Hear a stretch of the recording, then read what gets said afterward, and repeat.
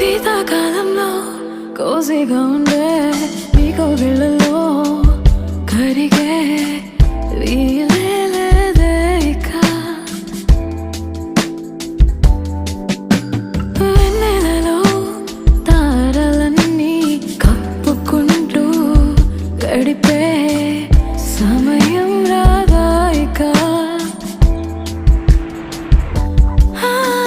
శీతాకాలంలో కోసిగా ఉండే నీ కోగిళ్ళలో కరిగే వీలే లేదే ఇక.